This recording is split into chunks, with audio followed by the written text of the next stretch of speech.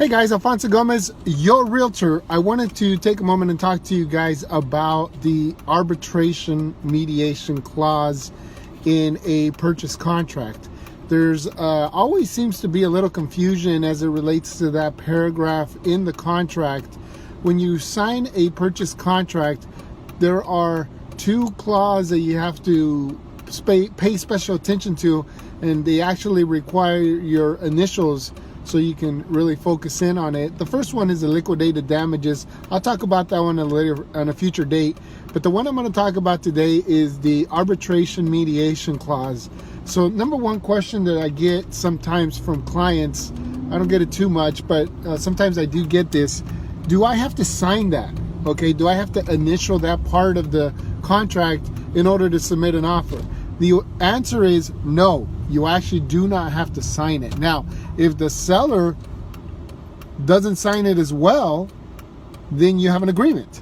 But if the seller signs it, then there isn't an agreement, meaning you're not in a valid contract. So pros and cons about the arbitration mediation clause. Basically what happens is that if you get into a contract with a seller, okay, as a buyer, and you have some form of disagreement, okay, you disagree on repairs, you disagree on value, you disagree on terms, you disagree on any part of the contract, then that if you initial that clause, the contract stipulates that you must go to a mediator to try to settle the disagreement, and after that, you can actually go to an arbitrator. Now, what's the difference? A lot of people ask me.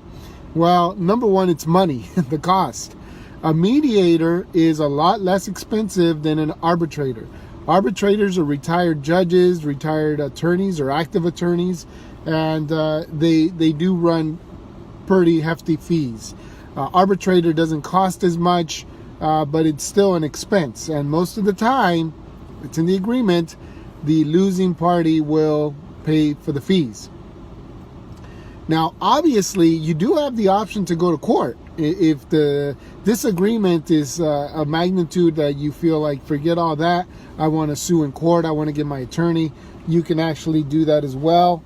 But they may hold your feet to the fire on the contract that you still go to mediation arbitration. Okay? Good? Maybe. It could be. Bad?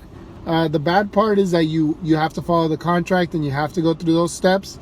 95% of all people sign and initial that mediation arbitration clause. My opinion on it is mute because it's your deal. I've never really had to go through that in my 20 years of experience. We typically end up working things out.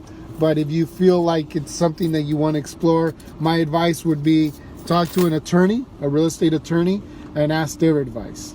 But at the end of the day, at least now you know what you're signing. It's the arbitration mediation clause. You can choose to go to mediation, arbitration, to settle any disputes between any of the parties in the contract. So that's what that is. I hope it helps. And if you have questions, of course, I'm more than happy to answer them for you.